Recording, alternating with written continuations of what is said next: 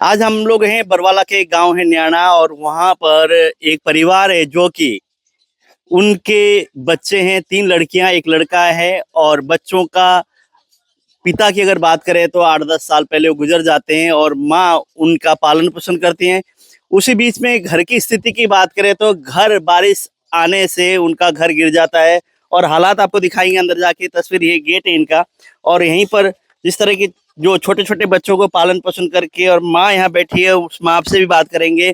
और ये घर था पहले, यहाँ पर जो घर था वो गिर गया। गिरने के कारण ये जो नई बिल्डिंग आप देख रहे हैं, ये किन्हीं लोगों ने सहयोग किया है वो भी हम जानेंगे। लेकिन कहीं ना कहीं गरीब लोगों का मतलब जीना दुभर इसलिए हुआ कि कहीं ना कहीं एक तो परमात्मा की कहर ऐसी हुई कि बारिश आया, मकान गिर गया, और परिवार वालों के बच्चों के एक तरह से सिर से पापा का साया उठ जाता है। उसके बाद उनकी एक तरह से परेशानी हो जाती है। उसी बीच में एक इनका छोटा सा एक कमरा बना हुआ है, वहीं पर इन्होंने सामान ये रखा हुआ है। लेकिन जो इनका यहाँ पे कमरा था, जो भी मकान था, वो बारिश आने के कारण से गिर गया। गिरने के बाद कुछ लोगों ने, जो कि कहते हैं ना समाज में जो अपना योगदान देते हैं, एक तरह से कार्य करते हैं, उन लोगों द्वारा उनकी मदद करने के लिए प्रयास किया गया। प्रयास करने के बाद ये कमरा एक यहाँ पे निर्माण इसका हुआ है।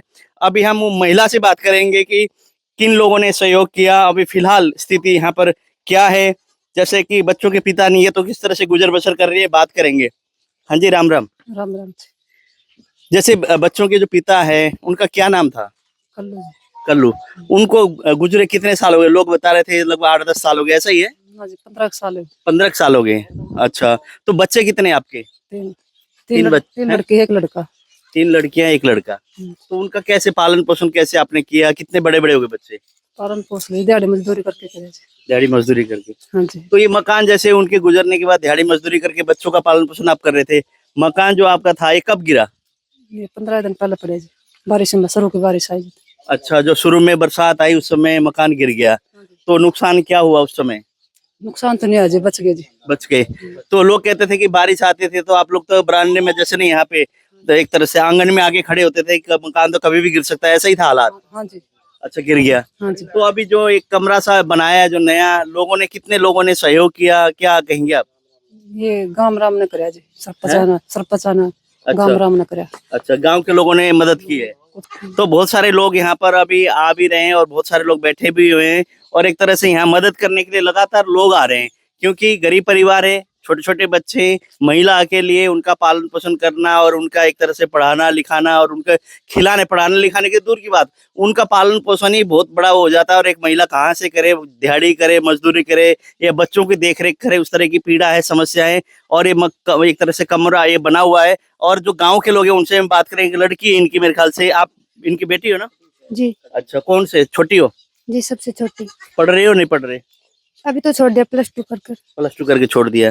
तो जैसे मकान गिर गया तो लोग क्या सहयोग कर रहे हैं, गांव के लोग जी, बहुत सहयोग कर रहे हैं। कर रहे हैं? अच्छा, तो आप कुछ करते हो या घर ही रहते हो? अभी तो घर पे रहते सर। घर पे रहते हो। तो जैसे कि पिताजी को इतना समय हो गया जैसे गुजरे हुए, तो मम्मी ने पूरा आप लोगों का देख रेख किया सारा, मम्मी ने एक तरह से पालन पोषण पूरी तरह से की है। जी सर। तो आप क्या कहेंगे लोगों से, जैसे मदद की अगर बात करें, जो आपकी बड़ी बहन है, क्या उनकी शादी होगी, कहाँ पर है वो तो अभी ससुराल है। ससुराल है, शादी कर दी उनकी? जी सर। अच्छा, कहाँ की है शादी?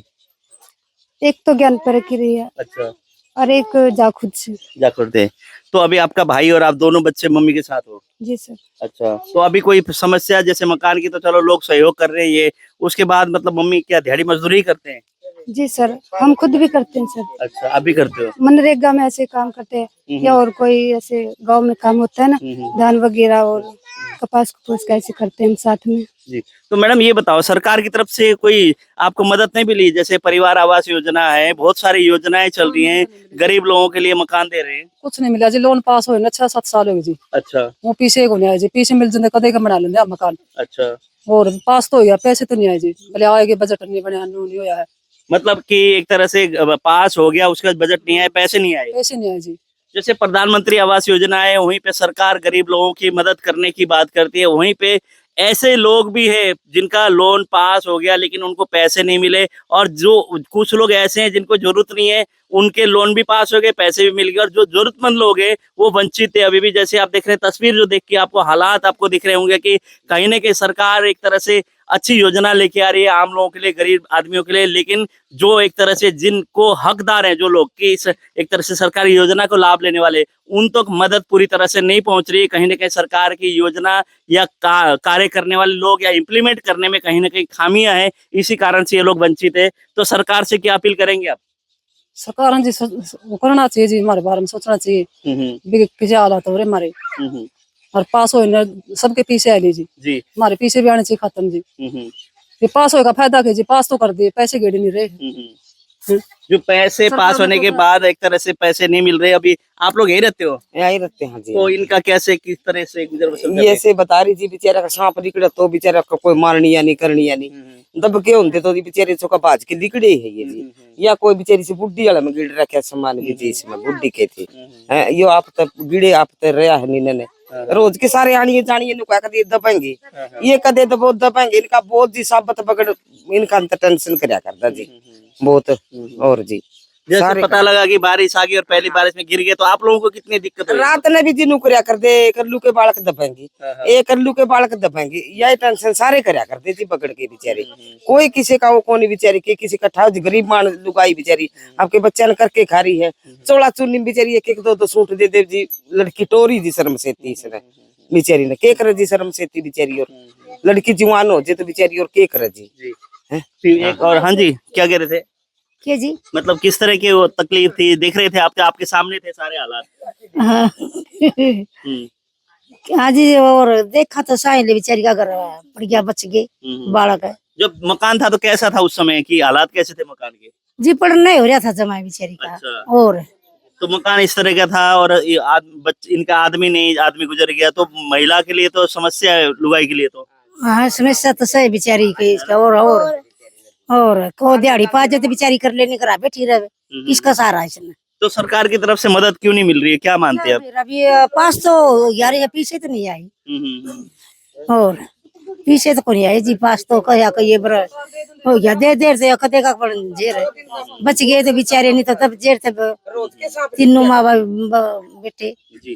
तो जैसे कि मकान गिर गया, दबने के थे आसार, कहीं ना कहीं बचाव हो गया, क्योंकि जब बारिश आंधी और तूफान आया तो एक तरह से बरामदे में अपने चौक में या आंगन में आके बैठ गए और मकान गिर गया तो इनको ये हुआ कि मकान तो आखिरकार गिरना ही था, लेकिन हम बच गए। इस तरह की बात हुई। आप देखिए किस तरह से खाना ये बना रहे हैं, बाहर सिलेंडर रखे और एक कमरा है, इनकी दादी पता नहीं उनकी बुढ़ी बेचारी उनका है, और उन्हीं के उसमें इन्होंने कमरे में एक तरह से सामान यहाँ पे रखा हुआ है। और पूरी एक तरह से अगर बात करें तो जो सरकार की योजना है वो कहीं ना कहीं ये लोग वंचित है। फिलहाल अगर तस्वीर हम देख रहे हैं तो, लेकिन ये कमरा तो यहाँ पे बन गया है, लेकिन कमरा किन किन लोगों ने सहयोग किया है वो लोग भी हम बात करें। कुछ पुरुष हैं, हालांकि महिलाओं को पूरी जानकारी नहीं है। जिन लोगों ने सहयोग किया उनका भी धन्यवाद, क्योंकि अगर कोई भी गरीब लोगों के लिए मदद के लिए आगे आते हैं तो परमात्मा उनकी एक तरह से अपना भी परमात्मा पूर्ति कर देता है। इस तरह की बातें हैं और एक तरह से जो लोग सोच भी रहे हैं कि कम से कम गरीब आदमी की मदद करने के लिए कोई ना कोई है।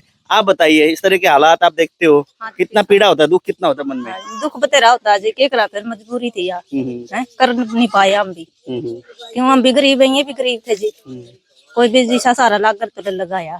तो अभी मदद करने के लिए लोग आ रहे हैं तो कितना खुशी होती है जब कोई ना कोई आता है। बतेरी खुशी है जी। हाँ जोड़ा से बाग भी करो, बेचारी का गरीब लुगाई है, कोई करनी आता को नहीं जी। आप बताओ क्या कह रहे थे? जैसे मदद करने के लिए जब लोग आते हैं, ठीक होता है कि हाँ कहीं ना कहीं जरूरत थी और उन लोगों को मदद के लिए आगे आए लोग। ये तो है जी, हम तो यही कोशिश है जी, जिनका मकान जी अच्छे बड़ा जिनका। तो आप देखिए जैसे कि महिलाओं से ही बातचीत की, जो लोग एक तरह से जरूरतमंद है, जो एक तरह से पीड़ा है, उनके लिए मदद के लिए आते हैं तो कहीं ना कहीं ठीक लगता है। इस तरह की बातें अब लोगों से हम बात करेंगे, जो उस साइड बैठे एक तरह से पुरुष लोग वहाँ पर है, उनसे भी हम बात करेंगे। महिलाओं से तो हमने बातचीत कर ली और महिलाओं ने यही बताया कि इस तरह के हालात थे, लेकिन हालात जूझते रहे, लेकिन कहीं ना कहीं ऐसा समय आया, आंधी आई, बारिश आई, मकान गिर गए और कहीं ना कहीं जान बच गई। लेकिन इतना ही एक तरह से लोग समझते हैं, कहीं नहीं परमात्मा ने जान तो बचाई, लेकिन सरकार की तरफ से कोई मदद नहीं है।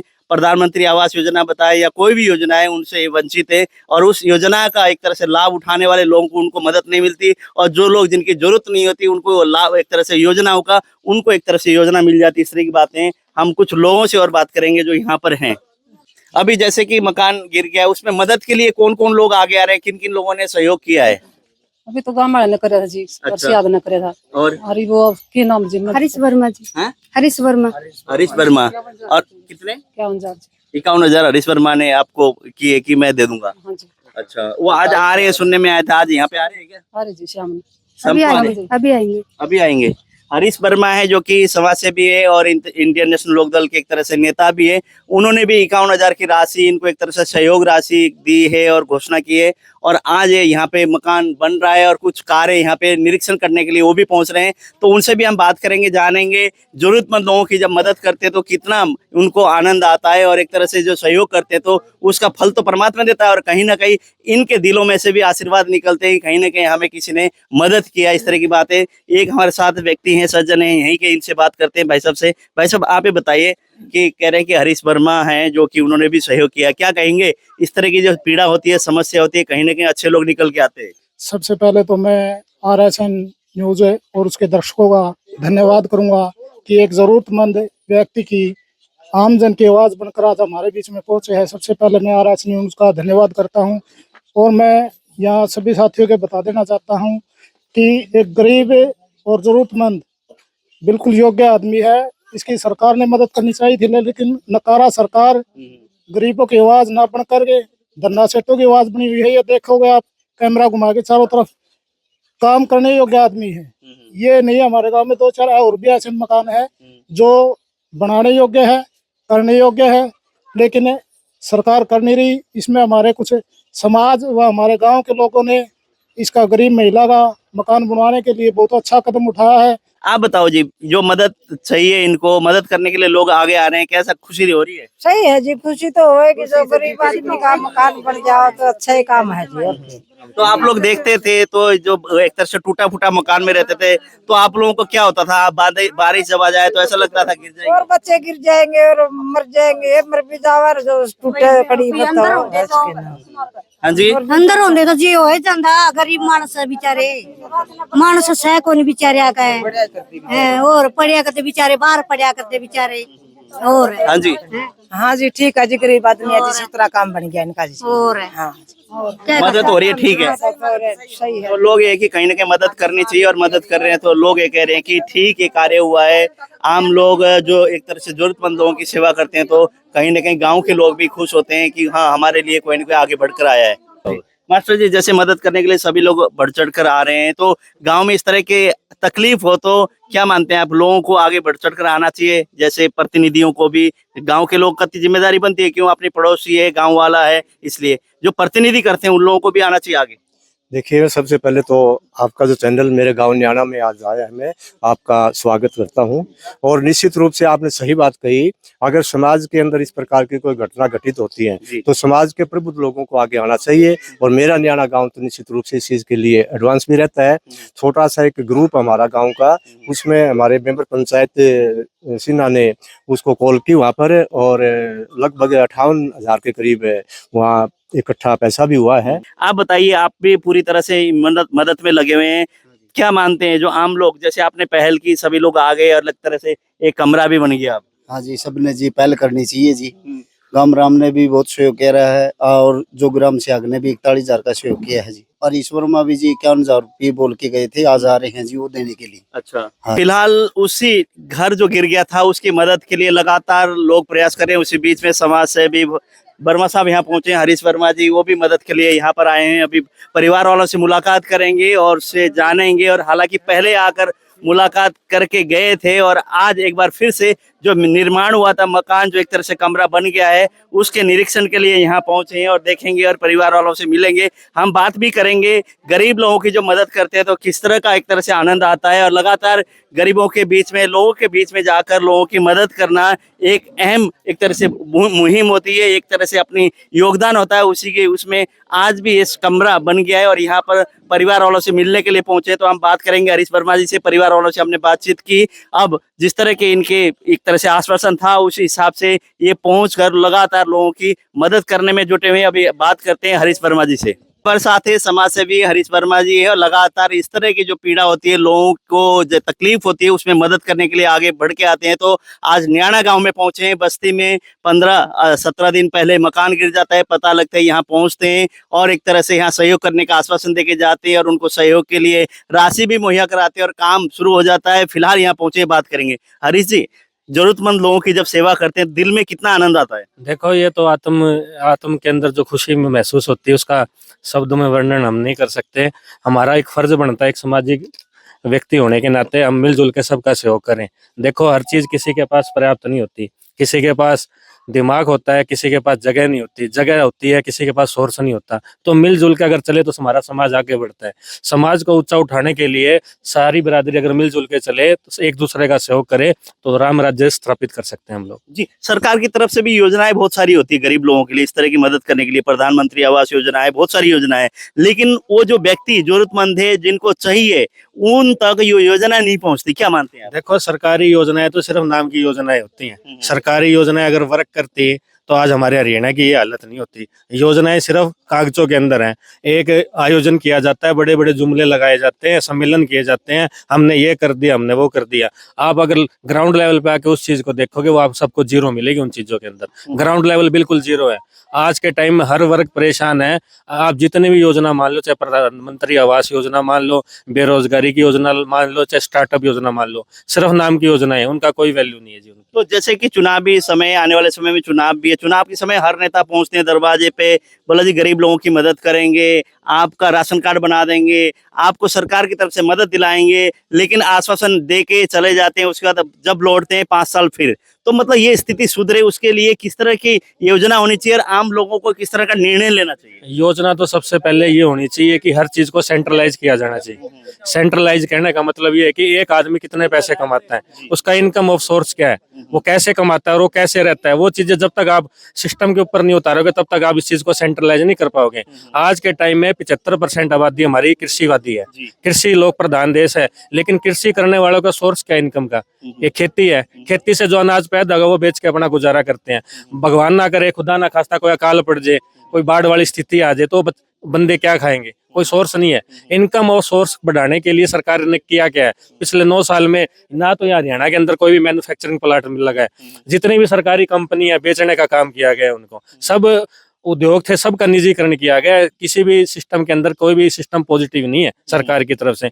सिर्फ और सिर्फ जो हरियाणा है व्यापारियों के हाथों में दिया गया है। व्यापारी अपने हिसाब से चला रहे हैं हरियाणा को। ये छोटे छोटे बच्चे आप देख रहे हो, ये बच्चे गर्मी में रहते हैं, यहाँ कोई व्यवस्था नहीं है लाइट पानी की। ये एक हमारा गांव है, बरवाड़ा के अंदर पड़ता है न्याणा गांव। यहाँ की हालत, सड़कों की हालत अगर आप देखोगे, यहाँ 10 mm अगर बारिश हो ना सड़कें पानी में भर जाती है पूरी की पूरी। तो ये हालत हरियाणा की है।